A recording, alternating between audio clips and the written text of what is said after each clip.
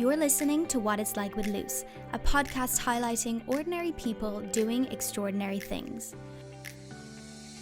I'm your host, Lucy Norris, and on this week's episode, I'm joined by the owner of Bingo Loco, amongst many other things. Growing up in West Dublin, this week's guest completely transformed his life when he packed a backpack, headed to the airport, and set out to see the world one wild adventure at a time. From couch surfing in opium dens to giving TED Talks in India, living with monks and accidentally ending up on the frontline fight against ISIS, there's little this guy hasn't done. Returning to Dublin and settling back into life as a broke traveller sparked the inner entrepreneur in him, and he began setting up businesses tailored to cater the events industry. No ordinary tale, this is the story of how a game of bingo in an Iranian military compound inspired an event that would soon entertain over 220,000 people globally every year.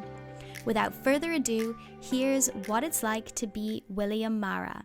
Before we get stuck into the episode, I just wanted to say that if there is changes in sound quality throughout, I'm very sorry, but in respect of social distancing during COVID-19, I've had to record episodes remotely. In this challenging time, we're all trying our best, so I really hope everyone is staying safe and that you enjoy the episode. Welcome, Will. Thanks so much for coming on and talking to me today. I think you've done a crazy amount of things in life already, so I feel like it would make the most sense to go all the way back to the very beginning of where this all started and chat a little bit about what it was like for you growing up. Sure. Okay. Right. So growing up was an interesting one. I grew up in Blanchardstown in West Dublin, and I had a father who, he's a workaholic. He's the kind of guy who, left home at the age of 40 for a rural farm in West Cork and worked really hard for every single cent he had. And he still has that kind of outlook today. And I had a mother who, I guess, struggled with a lot of the troubles in her early life, from having an abusive partner and having an abusive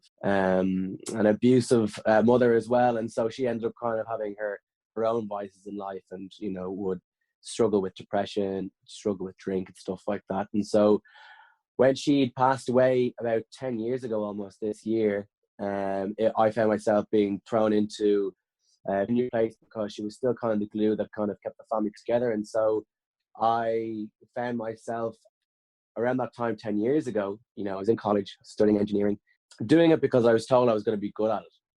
Not really ever thinking about it, but that's what happens when you finish the Leaving Cert. You kind of just do whatever everyone else is recommending. You don't really know what you want to do with your life. And so I ended up doing engineering, and they were right, I was good at it, but I didn't enjoy it. So I left with a first class honours and had no idea what to do.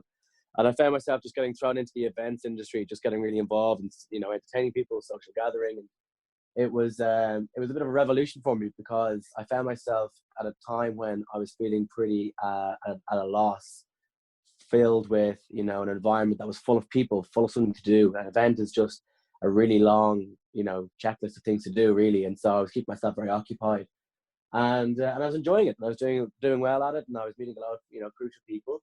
And somewhere along the way, I realized that what I was doing wasn't really grieving. I was just, instead of letting it hit me like, a freight train, I ended up just kind of disguising a lot of it and working really hard. And so I kind of decided to pack it all in. So I, had a bag in my cupboard, and I just filled it full of things, and I just left, on, what would be the kind of the backpacker's dream of, a one-way ticket. And I finally let myself heal and, and feel a lot of things and visit a lot of places, and found a huge, lust for travel. And I've, it's kind of shaped, I guess, who I am today. So that was kind of how I got into the events, and how I got found a passion for travel was, I guess, through grief, really. In every sad situation in life, I often find that you are presented with another door that you can walk through if you want. And for me, it was a complete career change and a complete lifestyle choice, I guess. And when you decided to go traveling, did you go on your own? You just completely packed up everything and went, or did you go with someone else? Yeah, no, I went completely on my own. I just decided to, Asia had always been a place that fascinated me. And, like everyone who, the last 3 years, wanted to go backpacking, the first place they think of to go is probably Thailand. And I explored the typical, Laos, Vietnam, Cambodia, Thailand, and really liked it. So I said, I'm going to pick up where I last left off. And I went back to Thailand and explored India and went and hung out with sadhus and babas and all these holy men and tried a lot of spiritual experiences, and, giving talks, a TED talk in Delhi about, a business that I had just created that I was kind of also leaving behind, about how to have a healthy relationship with technology and your devices. And then kind of going on from there, I explored, I'd say, what have been about, 20 or 30 countries in and around Asia, and getting really lost in it all. I was doing Vipassana meditation retreats where I was going to isolation for days on end, no reading, no writing, no talking, no stimulation whatsoever, and living as a monk in China, learning, Tai Chi and Kung Fu from Shaolin masters, and really just going off the beaten track,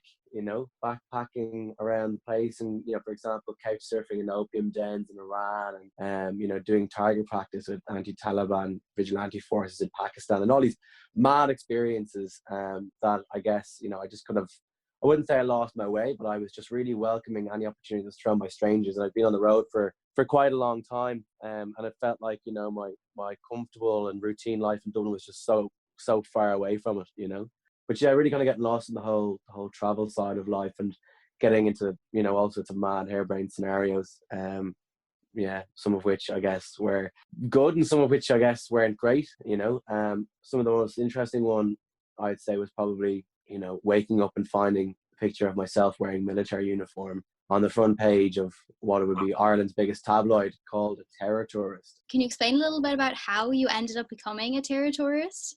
It's a really, really long story, to be honest with you, but I'll give you the kind of the abbreviated, summarized version of it, because otherwise I'd be here for about 5 hours. But I'd been kind of backpacking around the Middle East and doing self-proclaimed, what I would have called investigative travel blogging, because it wasn't me going giving 10 tips to the city or giving a guide on how to pack your backpack. It was more so, here's what life is actually like near the Afghani border. Here's what life is actually like in Kurdistan, Iraq. Here's what it's like to be, living in a refugee camp. Here's what it's like, actually letting people know what it's like in these parts of the world. But don't get any tourists. And also I was kind of getting a bit of a buzz out of it, because I was getting a kick out of the fact that they were getting a kick out of me. I thought I was there was a novelty to them.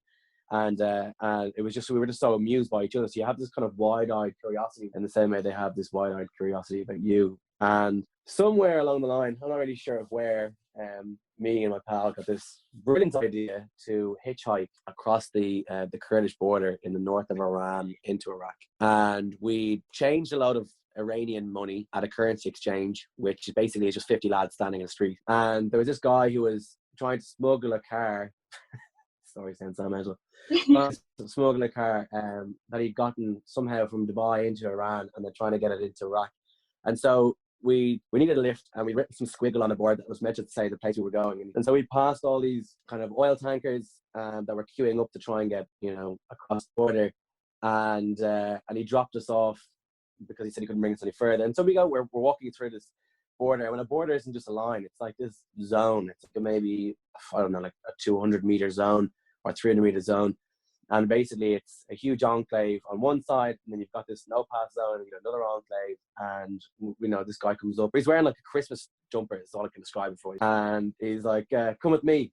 And we were like, oh no, we're just going across the border, thanks though. And he's like, no, you have to come with me. And we realized then that we were taken in by an undercover agent, which is part of the Iranian border patrol. And they basically interrogated us. They wanted to know everyone we'd met, what we were doing in the area, basically trying to find out if we were spies or not. Of course we weren't. Like, we've just been couch surfing and staying in opium dens and doing this and doing that. Our saving grace is that we've been hanging out with a lieutenant of the army there, because everyone goes through conscription. So we've been hanging out with a lieutenant who hated the army, who was an artist and a poet and a musician, and we slept in his basement for about 3 days. The fact that we were able to give his name seemed to work okay, because then he gave him a call and it was all fine, and he gave us, the kind of a reference.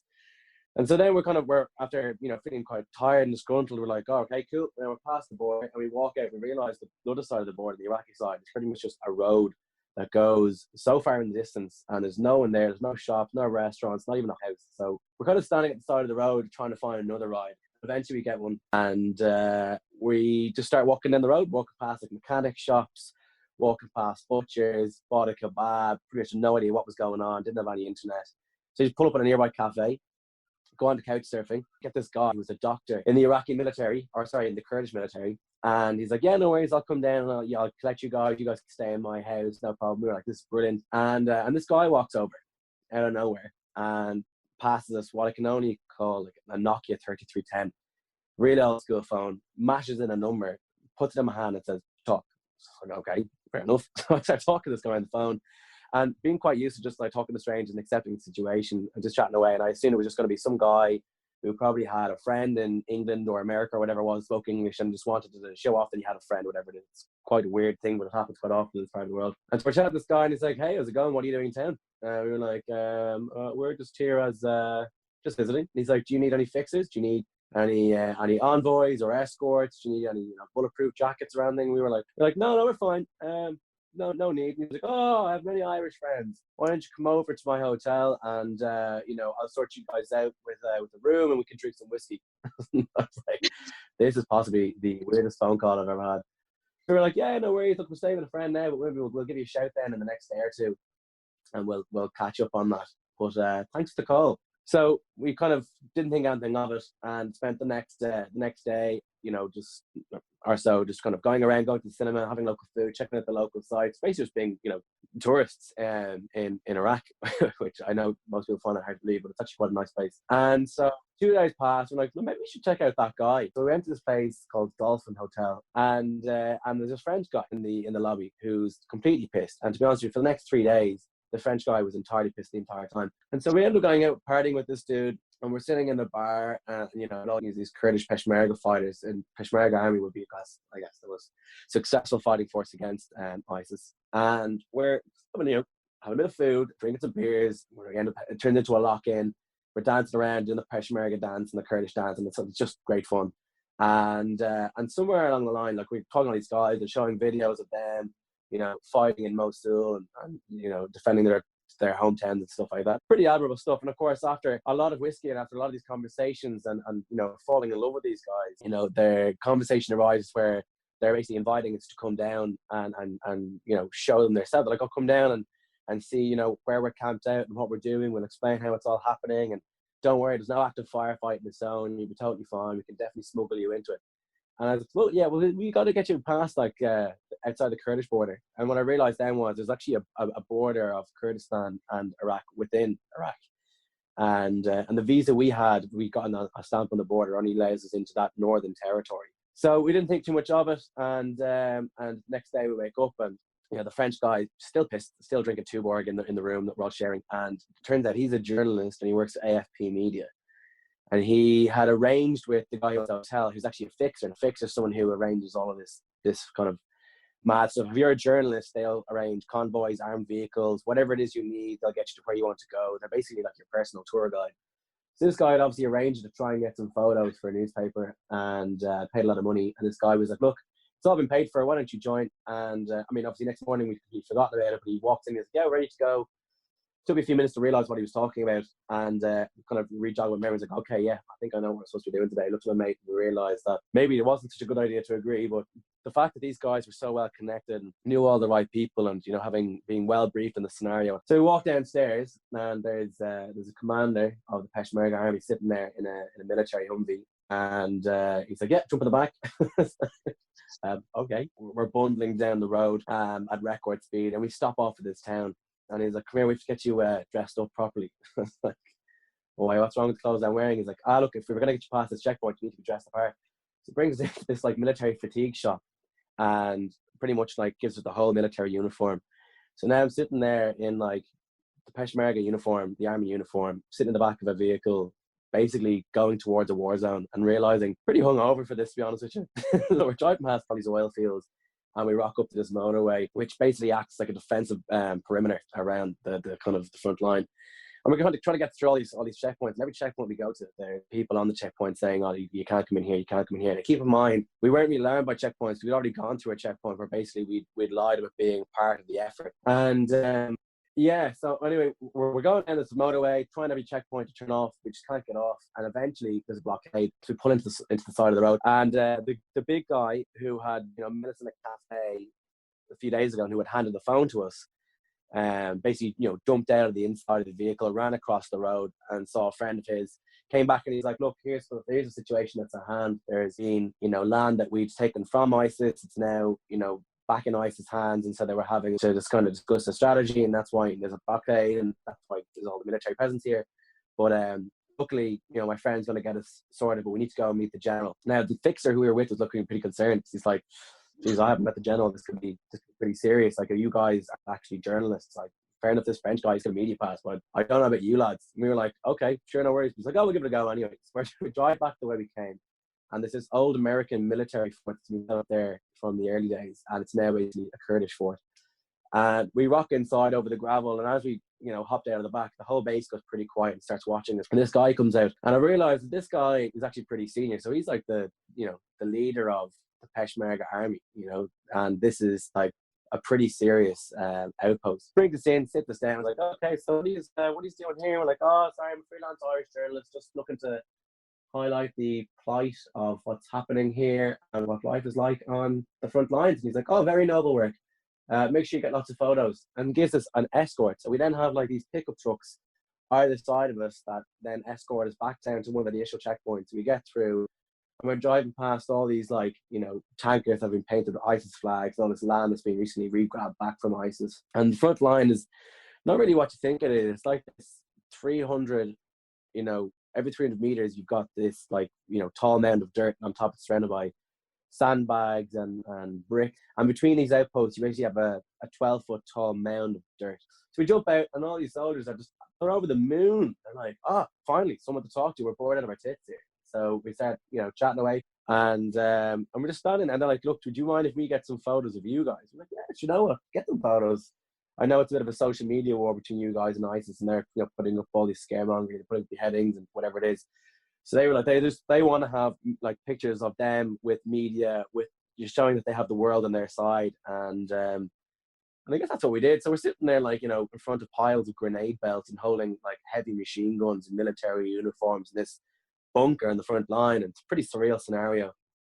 And then at some stage, I'm not sure what was said, but the guys were talking, and the soldier in command of the outpost basically talks to our fixer and looks pretty alarmed. Our fixer basically goes, we need to get out of here. So we end up running down this hill, jumping in our armored vehicle, and shit starts getting active, and we just pretty much barrel and get out of there. And we had the most somber experience driving home, realizing that the guys who were just, asking for photos and, chatting away with are all of a sudden in an active fight, and we're driving away. The whole experience was just mad. And I was just blogging about it that evening. I was just like, this is what happened. This is mental, blah, blah, blah. And I put it up, and it just starts going mad. I'm like, wow, this is really getting a lot of traction. And what had happened was, obviously, tabloids take a story and they spin it whatever way. It's the tabloid one that the front line, terror tourists, and Irish guys say they were terrified, blah, blah, blah. And it was actually quite a calm and collected scenario. But again, the news is the news. It's on headlines and Unilad and Lad Bible of Irish guys drink whiskey and wake up drunk fighting ISIS in Iraq, and all these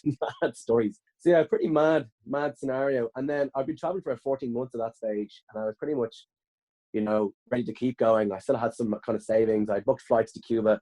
But I guess, after the whole thing kind of blew up, there was a serious call from, friends and family to just come home, because they'd seen me kind of doing all these mad travel experiences, and they were like, maybe this is the one that goes too far. Let's just get you home. Whereas as far as I was concerned, I was, on a serious trail of discovery, of debunking media, and, travel and mindfulness and talks and everything else. And because I've been kind of talking the whole time I've been traveling, giving talks in Tokyo and in Iran and stuff like that. Is that the reason you decided to come home and not continue, because of family?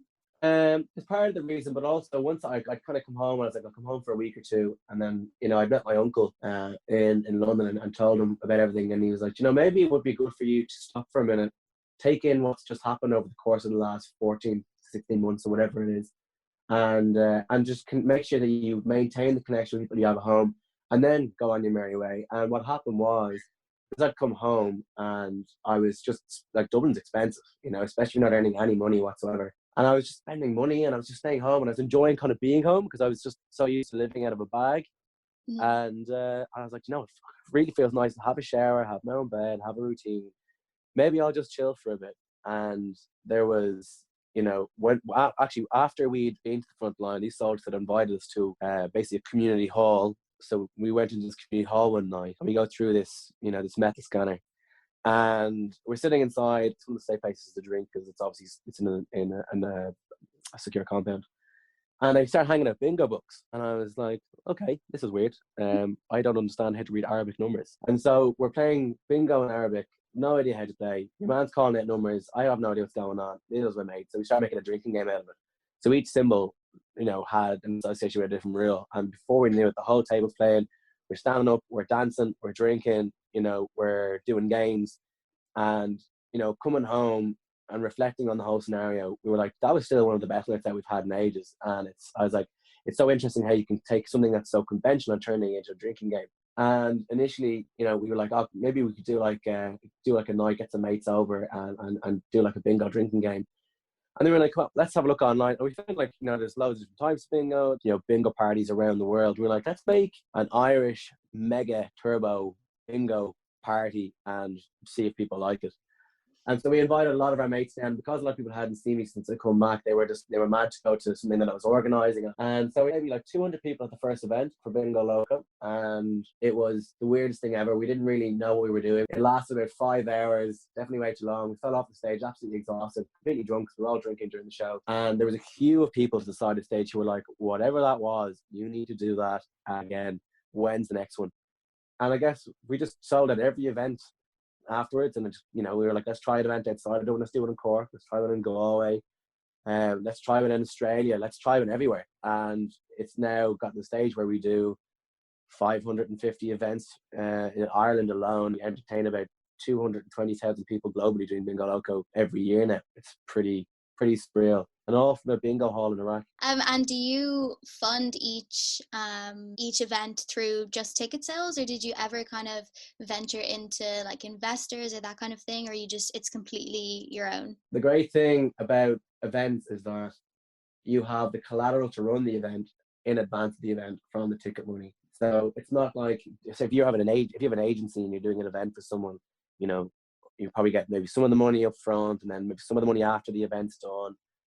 Whereas with a public face event, your revenue is your ticket money. And sometimes you might even have some sponsorship. So we own 100% of the company. We've never had any external financing. So pretty much we bootstrapped the entire thing from the start, which is good because it means when you have no money, you're being super, super creative, And now, Bingo Loco is at a stage where annually it turns over several million euro a year.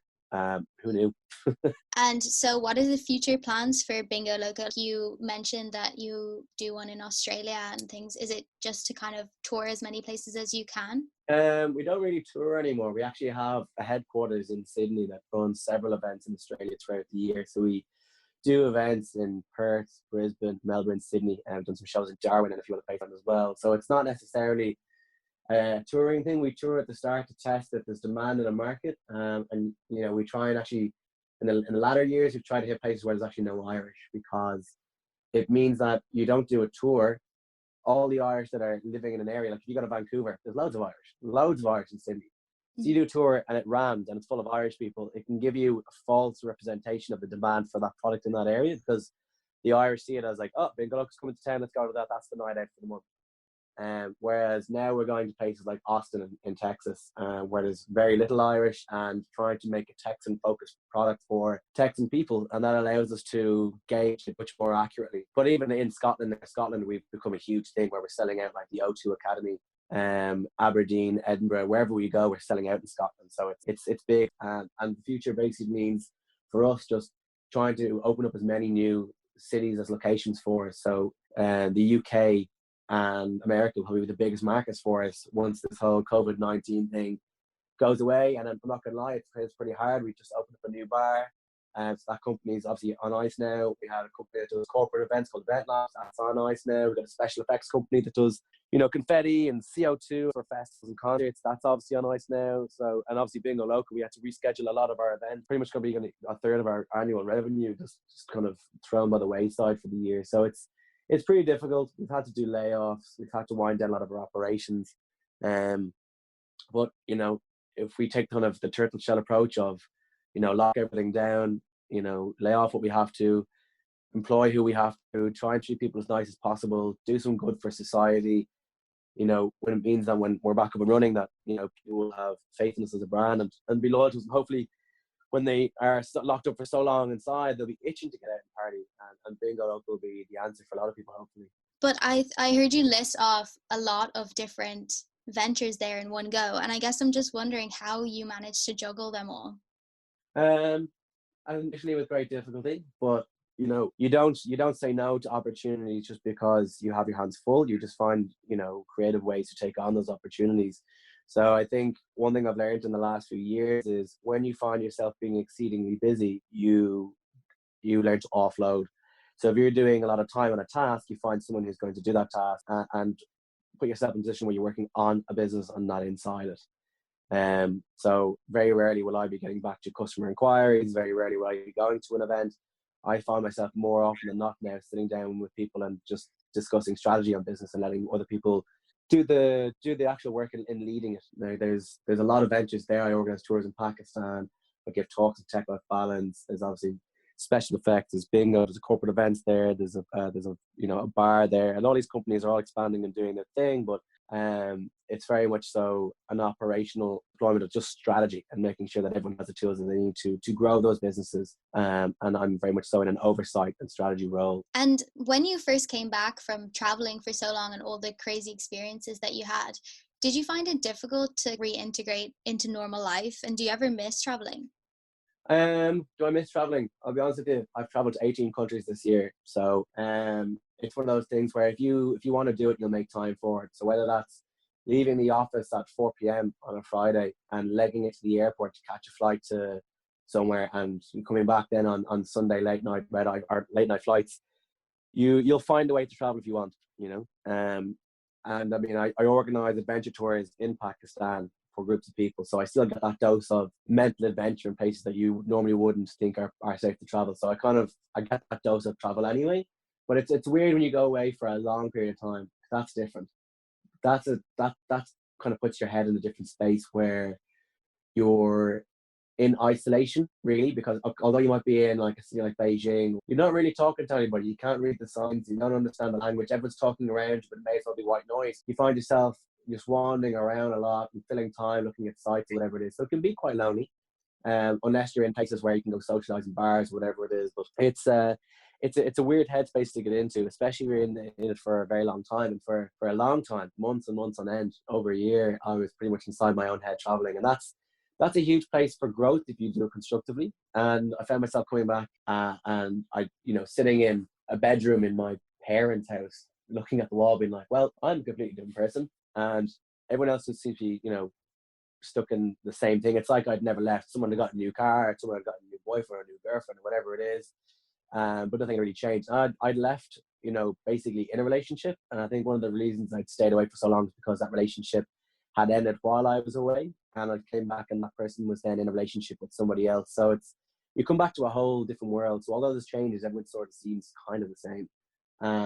But what takes a while to learn is that although it seems like everyone's the same, everyone's been through a huge amount as well in their own lives. Because within routine, there's change as well. So it took a while, I had to get back into what it was like to have a working routine. I had to wear normal clothes again. I was still wearing sandals and had a necklace that was made for me by a backpacker in Iran around my neck. That was basically, it looked like a dog collar. So I had to kind of change my wardrobe and get back into the running things again. My hair was too long.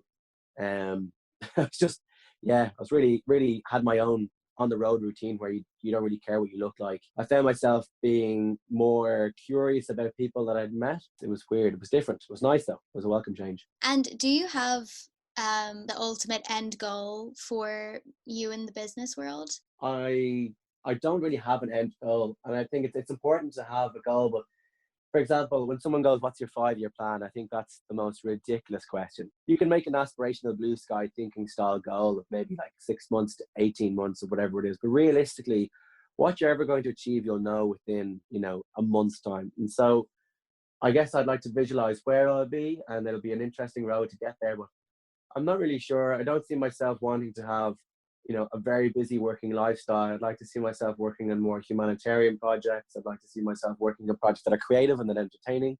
And I guess I'm kind of doing all of that now, but I guess I don't really know, to be honest with you. I think it'd be nice to think that, there'll be loads of money and really successful, whatever it is. But my definition of success isn't really having loads of money. I think it's being more personally grown, being more mindful, emotionally intelligent, being there as a supporting character for people that need me, learning to be more loving both to myself and to other people. I think that's success. Money's a means to an end. Like, I think it's anything we've learned from this COVID crisis is that you can have all the money you want, but if you don't have any health, it's not worth a damn, Yeah, it's so true. I think, as we were saying earlier as well, like there is a few positive things to come out of the COVID-19 crisis, as well as a lot of negatives. But one thing I think people will just appreciate time and what they already have way more. And hopefully everyone will slow down a bit.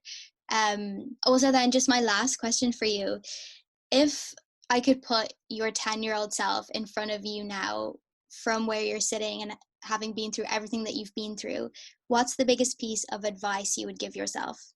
Just to chill out, to be honest with you. I tend to like work a million miles an hour, and I make an idea and I go for it. But I think even my 20-year-old self was someone who, was constantly saying yes to everything, running a million miles at every project, being extraordinarily busy, and realizing that I probably should just focus and chill on certain things. And I know that sounds very counterintuitive when I'm telling you have a million companies in flow, but it's to focus on things that matter the most, and not things that make you hear a certain way. Don't try to please people, and just work on the things that mean the most to you, because you don't really feel like you're working. Like, I don't ever get up in the morning and I'm like, oh, dragging my feet to the office.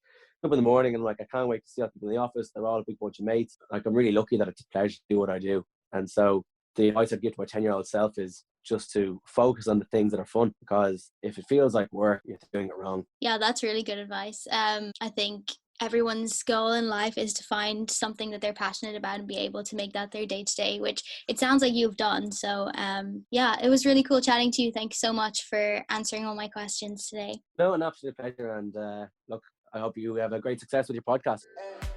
Thank you so much for listening, and as always, please rate, share and leave a comment if you like what you hear. And don't forget to follow @WhatIt'sLikePod on Instagram and Facebook. For more information on Bingo Loco and Will's other businesses, visit the links in the show notes and watch his TED Talks on YouTube. I'll be back next week with more inspiring stories, but for now, this has been What It's Like with Luce.